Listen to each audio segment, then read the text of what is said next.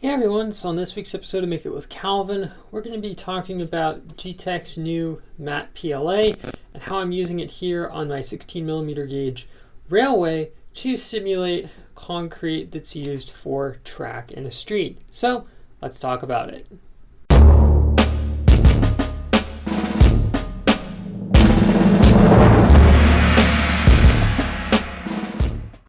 So as you can see, this is part of my 16mm gauge railway. I might do some more videos on it in the future. Pretty much, I just decided, let me just build something for fun for myself, so that's what this is. But moving on from that, the idea here is I'm going to have a warehouse building where my hand is eventually.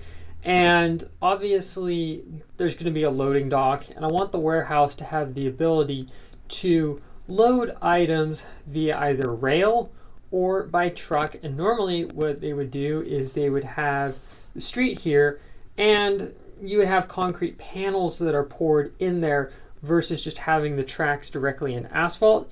It made things a little bit simpler if they ever had to do any repair work on it and go from there. So what I've done is I've taken the Loco Remote track file, I'll have a link to that in the video description.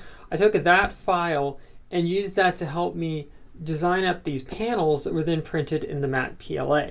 Now, the nice thing about the matte PLA is obviously the fact that it is a matte color means it's not going to have the usual sheen that a PLA does, and especially for something like this where concrete's normally not shiny, this is ideal. So what the plan is, I'm going to probably come along with some Hunter line on this to kind of darken it up, simulate some oil stains. Obviously, there's probably going to be some grease from running in the flanges. We're right next to a track switch right here. Things like that. I'm not going to go insane with the weathering and coloring on this, but to make it look a little bit better.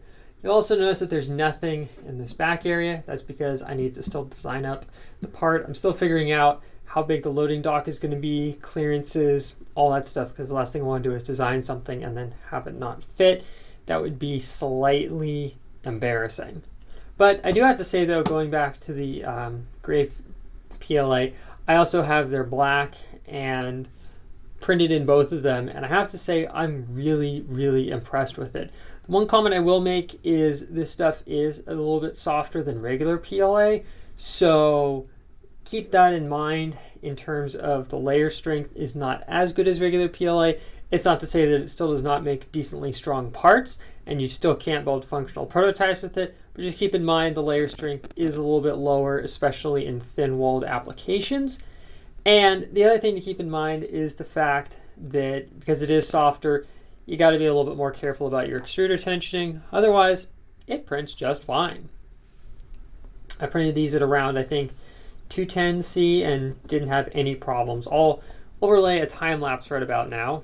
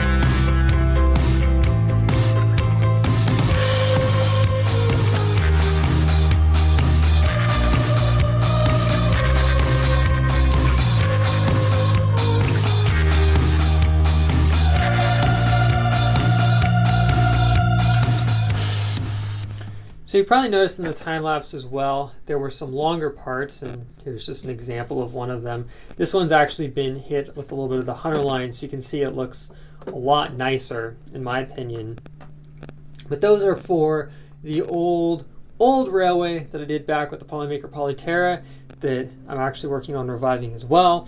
And that one will probably have its own dedicated video when it comes to the weathering and things like that. But that too is getting the concrete loading area built in.